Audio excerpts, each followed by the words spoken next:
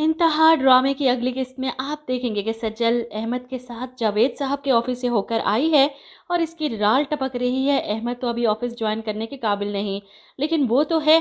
और वो घर आकर अपनी माँ से कहती है, हमें जिस तरह इन्होंने ऑफिस से निकाला, इसके बाद तो अब यही आखिरी हल है कि अगर आप और अहमद चाहें तो मैं बाबा का ऑफिस ज्वाइन कर सकती हूँ। ये सुनकर शहनाज हैरान होती है, क्या मतलब, वो कैसे? जिस पर सज्जल कहती है, उस ऑफिस में अहमद का भी हक है। अहमद की जगह मैं बैठ सकती हूँ जब तक अहमद पढ़ लेकर उस सीट के काबिल नहीं हो जाता, वरना तो ये दोनों भाई इस सारे बिजनेस को हड़प कर जाएंगे और अहमद के हिस्से तो कुछ भी नहीं आएगा।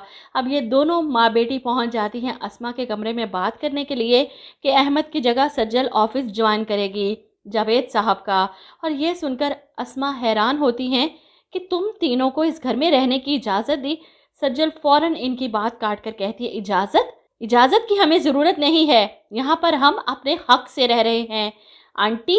ऐसे में नवीद वहाँ आ जाता है, इसकी बातें सुनकर चिल्लाता है, तुम जो करना चाह रही हो ना, वो मैं कभी होने नहीं दूंगा। बहुत ऊंची उड़ान उड़ रही हो, ऐसे सर के बल गिराऊंगा ना, सीधी चल भी नहीं सकोगी तुम। सज्जल और शहनाज दोनों डर जाती हैं नवीद की धमकियां सुनकर।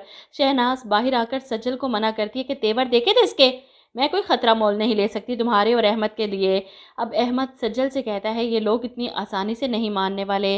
जिस पर सज्जल कहती है, इतनी बातें सुनाई उसने, ये तो है ही बदतमीज़, जहर लगता है मुझे, मक्कार लोमड़ा। अहमद की तो हंसी छूट जाती है और पीछे खड़ा असद सज्जल की बात सुनकर सज्जल से कहता है, और आपका अपने बारे में क्या ख्याल है मैडम? असद इस वक्त सबके साथ अच्छा है, लेकिन आगे चलकर इसके साथ ही सबसे बुरा होने वाला है। खैर वो तो आगे की कहानी है, जब इसकी बीवी इस घर में आएगी। फ़िलहाल तो ज़ैनब की रुखसती की बात करने अस्मा उसके घर आती हैं इसकी माँ से बात करने, जिस पर वो कहती हैं, अगर तुम अपने शोहर की फैमिली को घर से नहीं निकाल सकती तो फिर नवीद सेपरेट हो जाए, वो और ज़ैनब अलग घर में रह लें। ये सुनकर अस्मा परेशान हो जाती है और जब घर आकर नवीद से बात करती है तो वो गुस्से से चिल्लाता है, ऐसा तो मुमकिन नहीं, आप इनसे बोलिएगा कि अपनी बेटी को सारी ज़िंदगी घर पर बिठा कर रखें। ये सुनकर अस्मा परेशान हो जाती हैं कि बेटा इस तरह हम धमकी नहीं दे सकते इन लोगों को। जिस पर नवीद चिल्लाता है, तो क्या उनकी बात सही है? जैसा मैंने आपसे कहा आप वैसा ही कहेंगी। वो ख़ुद ज़ैनब को फ़ोन करके नाराज़ होता है कि अगर कभी मुझे तुम में से और अपनी फैमिली में से किसी एक को चुनना पड़े ना, तो खुदा की कसम मैं अपनी फैमिली को चुनूंगा।